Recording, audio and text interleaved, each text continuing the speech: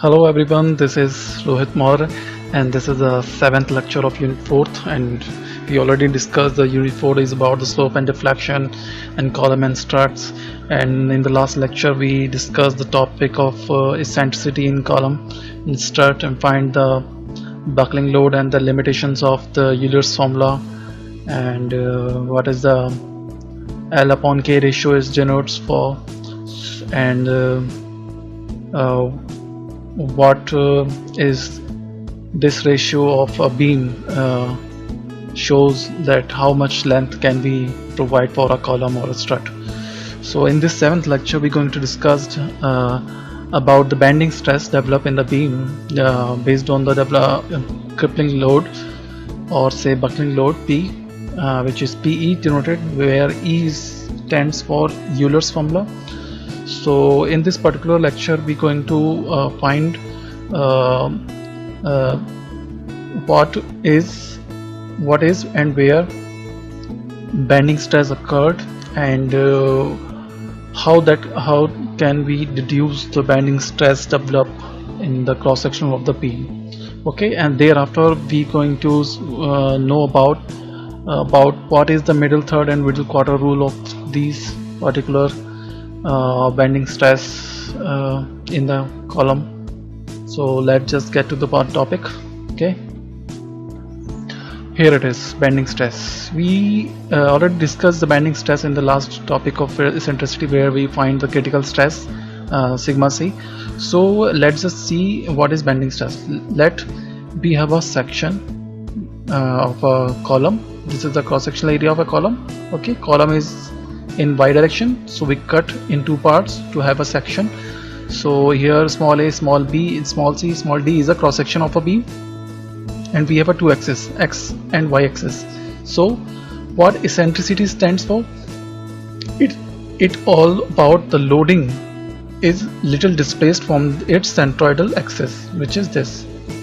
So for load has to be occurred in this axis only, but due to eccentricity load displaced a little distance apart from this axis, which is we assumed in the last eccentricity topic, which is denoted by small e, where small e is a distance denoted for eccentricity. This is a free body diagram of a eccentricity load distribution by eccentricity, and due to this eccentricity the load P generates a moment. Okay, the P load generates a moment in this direction. According to, we can say, the clockwise direction, the moment, the value of moment is we can easily find the moment value is P into E according to this point, centroidal axis. Okay, so we have a value moment P into E, where E is a distance, P is a load. So direct stress can be deduced. We have a load and we have a area cross section, so direct stress can be easily be reduced, which is total load upon area. And what is the area of this particular section? We can easily deduce. We have a dimension of this cross section, which is capital B and capital D. So by multiplying B into D is giving us the area of this small cross section A, B, C, D. See, this is known as a compressive stress. Okay, now what is the bending stress? We can see here that due to this moment which generated by this couple of P loading due to eccentricity, this generates a moment, and due to this moment we have a bending condition in a column. Basically we have a bending condition in beams. Okay, basically we have a bending condition in beam, where if this is a beam and loading is in this direction, or as this figure shows, then how bending is occurred? How bending is occurred and displays the whole part in this way. Okay, this is due to bending. Okay, if we cut a section from any part of this, we have a bending. Okay, and this generates due to bending stress in a cross section of the beam. But in this case we have a column. Okay, in this case we have a column, and in this column, due to the eccentricity, Okay, due to the eccentricity, we have a bending moment generated this way in clockwise direction. So due to this bending, or say bending moment, we have a bending stress which is generated by sigma b. Okay, so if we consider this scenario of bending stress, then we easily deduce, as we know about in the beams of cross section, if this is a beam and this is a cross section of the beam, okay, and if we displace a neutral axis, then and the load is in this working in this way, so we already know that the upper part of the neutral axis in cross section is having a compressive stress, okay, compressive stress, and lower end of the cross section of the beam denotes as a, or work as a tensile stress. Okay, the stress in the lower part of the cross section of the beam having a tensile stress, and upper part of the beam having a compressive stress, because the load work at the upper portion and compressing the concrete here, and in the lower portion of the beam it tends to be making concrete apart. Sorry. Okay, so that's how in this particular condition of column, by this moment we have a compressive stress at this portion, at portion BC, and the tensile portion at AD. So by showing this particular criteria of stress in this form, here AB is showing this part of the section, okay, so this part is having a tensile and this part having a compressive strength, but how much the quantity this tensile and compressive stress has. So we have a two stress condition, which is due to direct stress and due to bending stress. Then we have a value of sigma d and sigma b.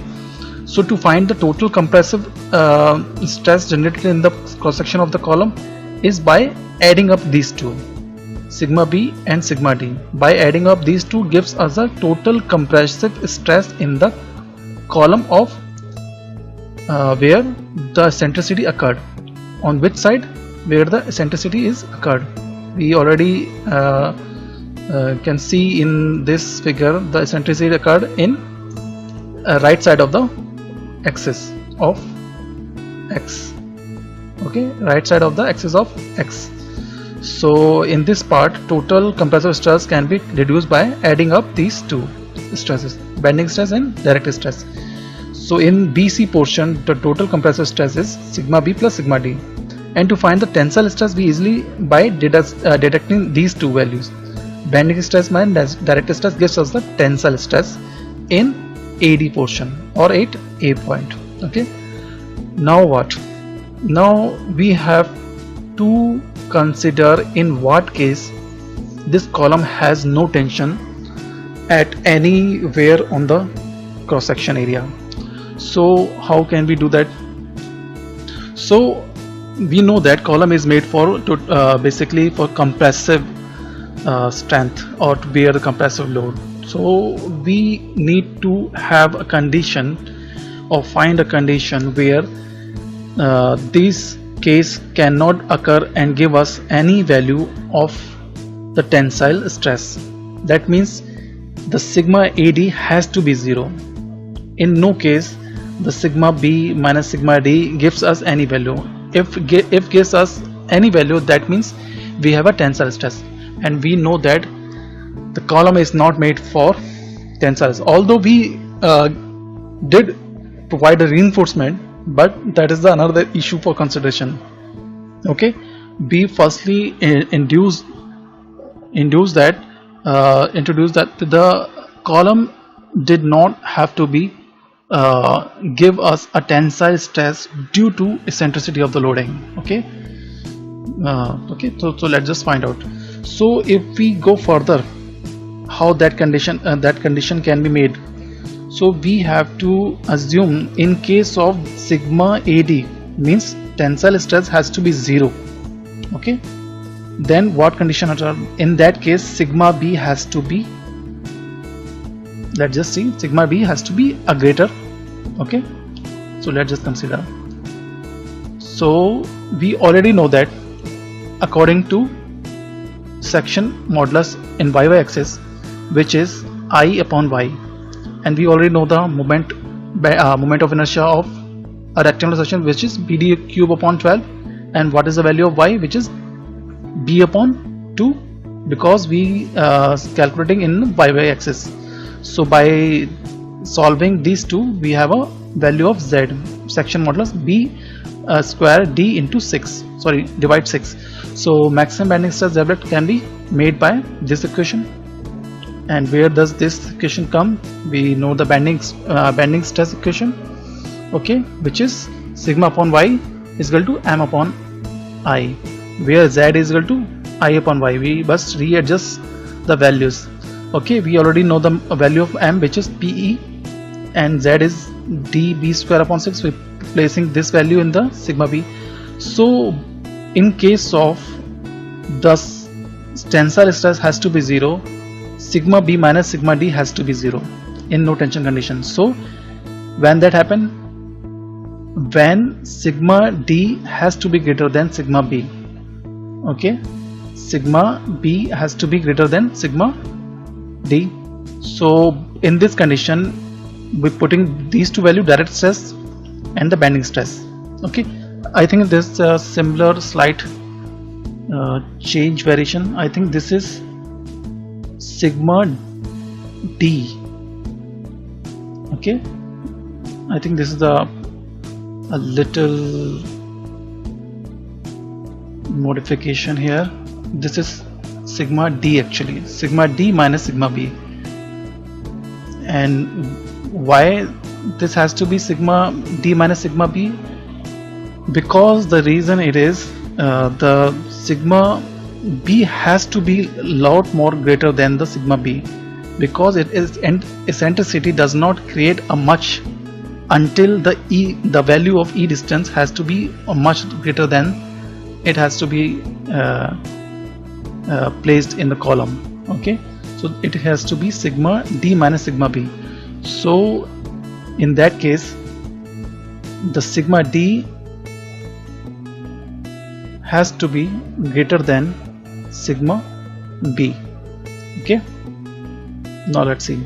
So by putting the direct stress value P upon dB, okay, where dB is the area, and the value of sigma b, which is 6 PE upon dB, by solving this we have a value of E, and we can say that if E is less than B upon 6, by solving this we have this condition: if E is less than B upon 6, eccentricity must be less than B by 6 for no tension due to bending when load is applied in the x axis. Okay, so as we did this in one side of the x axis, okay, if we did this in the next portion or the opposite portion of the axis, or the say left hand side of the axis, we again have the same value. So by adding up these two values, we have a total distance in a x axis, which is can be find out by adding these two similar value, okay, to find the total axial distance in x axis, okay, which is comes as b by 3. Okay, and this is the criteria for no tension.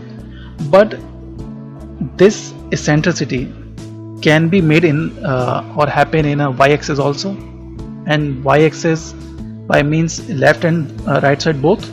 So by solving this same condition, okay, by solving this same condition for x and x axis, or say x axis, so in that case we again reprocess this whole scenario by taking b into d and d into b side. Okay, but the no tension condition remains the same, sigma d minus sigma b remains the same, and then we solve the value, and we have this. Z is equal to this has to be ZX, sorry, ZX and IX. Okay, Y remains the same because Y is in formula of bending stress equation. So by solving this, we have a BD square upon 6 and sigma B is 6P upon BD square, and by applying the same condition, the sigma D has to be greater than sigma B, and solving it we have a E is less than D upon 6. And by adding these two, as you can see in this figure, in case of X axis, from centroidal axis in right hand side we have a B upon 6 distance for eccentricity, and in left portion we again have B upon 6. By adding these two we have a length ln, which shown in last slide. The ln distance is B upon 3. Okay, and the same scenario and process occurred for D section, D side section. So the distance of OG is D upon 6 and GM is D upon 6. So again by adding up these two we again have a value of D upon 3. And this diagonal diagonals, or say rhombus diagonals, these diagonals or say rhombus diagonals are B upon 3 and D upon 3, which states as eccentricity in this domain does not create tension due to bending in column. So what this mean, if we place load as a eccentricity in this portion, in this area, in this hatched enclosed area of having a diagonal B upon 6, B upon 3 and D upon 3, does not create any bending stress. Okay, that's what the condition we took off. So this is the process of creating a area or finding an area of a core of a rectangular section where due to under the eccentricity condition bending stress does not create as a tension in cross section of a rectangular section. Okay, so this is the 1/3 rule. This is the first rule. And if we did find the same scenario for different cross-sectional shape, which is in case of circular section, okay, then in circular section we have analysis where the total distance of rhombus diagonals results as D by 4, where D is a diameter of the circular section. Here it is based on the I, because in circular section D diameter remains the same whether you go in the x axis or y axis. So you can have the x y or ix, the value remains the same, pi d की power 4 upon 64. Okay, the z becomes pi d cube upon 32, then bending stress becomes 32 pe upon pi d cube. Again no tension condition, directed stress has to be greater. And what is, how can we find the directed stress for circular section? Easily P upon A, where A is the area of this circular, and what is the area of circular? Pi by 4 into d square, and 4 comes here.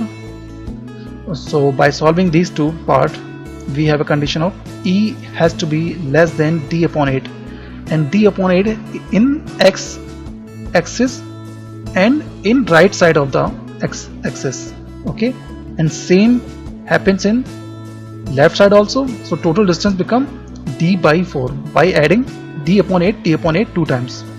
The total distance occurred, as you can see here, total distance is occurred d by 4 in x axis and same for y axis. So the hatched area denoted as a core area of circular, where in case of eccentricity no tension occurred in cross section of a circular column. Okay, this denotes as a quarter rule, middle quarter rule. Okay, so this is the condition for middle third rule and middle quarter rule of a two different type of cross sectional area in column in case of no tension. Okay, so this is the end of the unit 4. So we already uploaded the few numerical sheets tutorial sheets, so you can also find how can we solve practical problems in the construction where columns has to be curved, and how can we solve them. Okay, thank you.